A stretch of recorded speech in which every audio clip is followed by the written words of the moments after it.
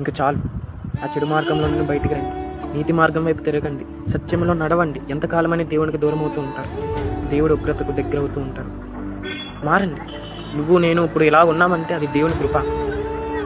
ఇలా కాదు, రేపటి నుండి దేవునిలోకి వెళ్దాం, రేపటి నుండి ప్రార్థన చేసుకోవచ్చు, రేపటి నుండి బైబిల్ చదవచ్చు అంటే దేవుడు కూడా అనుకుంటే ఇప్పుడు కాదు, తర్వాత ఏమైనా తప్పు చేస్తే అప్పుడు క్షమించవచ్చులే అని దేవుడు అనుకుంటే ఈరోజు నువ్వు నేను ఉండేవాళ్ళం కాదు.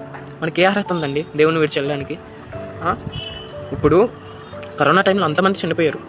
కరోనా టైంలో చాలామంది లారీల్లో శవాలు పాడేస్తున్నారు. అంతమంది చనిపోయారు. అంతమంది చనిపోయినప్పుడు నువ్వు నేను ఎందుకు బ్రతుకున్నాం? నీ మీదే దేవుడి కృప ఎందుకుంది, నా మీదే దేవుడి కృప ఎందుకుంది? ఆ కృపని మనం వ్యర్థంగా మార్చకూడదు. మనం ఎండింగ్ డేస్లో ఉన్నాము, దేవుడు అక్కడికి దగ్గరలో ఉన్నాము.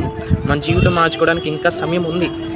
ఏమో ఈ మాటలు విన్న వాళ్ళు మారితే దేవుడు ఇంకా సంతోషిస్తారేమో. మారండి, మారండి. నువ్వే కాదు, నేనే కాదు, నేను ఇంతకుముందు పాపినే, నేను ఒప్పుకుంటున్నాను. ఆ పాపాన్ని విడిచి దేవుని నామంలో మారు మనసు పొందాను. పాపం విడిచిపెట్టడం పెద్ద పని కాదండి, కానీ పాపం మళ్ళీ చేయకుండా ఉండడం పెద్ద పని. అదే ఎదురుగా వస్తుంది, అదే ఆకర్షిస్తుంది, అదే ఇంకా నువ్వే కావాలంటూ గంట పడుతుంది. యోసేపు ఎలాగైతే పారిపోయాడో అలా పారిపోవాలి. పాపంని చూసి పారిపోవాలి. అప్పుడు దేవుడిని ఖచ్చితంగా దీవించి ఉన్నతమైన యోసేపుని ఎలాగైతే ఉన్నత స్థానంలో నిలబెట్టాడో అలాగా నిన్ను నన్ను కూడా నిలబెడతాడు. ఇర్మియా 15:19 మనం చూసినట్లయితే, వారు నీ తట్టు తిరగాలి కానీ నువ్వు వారి తట్టు తిరగకూడదు. నీ వల్ల కొంతమంది మారాలి, అంతేగాని రే మామ రారా సరదాగా సినిమాకి పోదాం అని అంటే తవకొప్పుకుంటూ మనం వెళ్ళిపోకూడదు. మనకంటూ ఒక రెస్పెక్ట్ ఉంటుంది.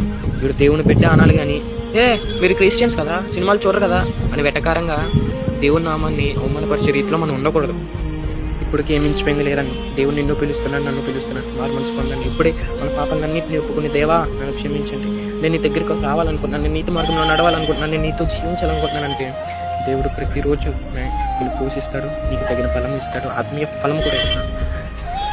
దేవుడు మనం చెప్పిన రీతిగా కొడుకు మారు మనసు పొంది ఎలాగైతే తండ్రి వద్దకు వచ్చాడో, తండ్రి తనను హత్తుకుని మెడ మీద ముద్దు పెట్టుకున్నట్లు దేవుడు కూడా మిమ్మల్ని హత్తుకుంటాడు. ఆయన ఆత్మీయతలో పెంచుతాడు, ఆయన ప్రేమ చూపిస్తాడు, ఆయన కృప మీ వైపు ఉంటుంది.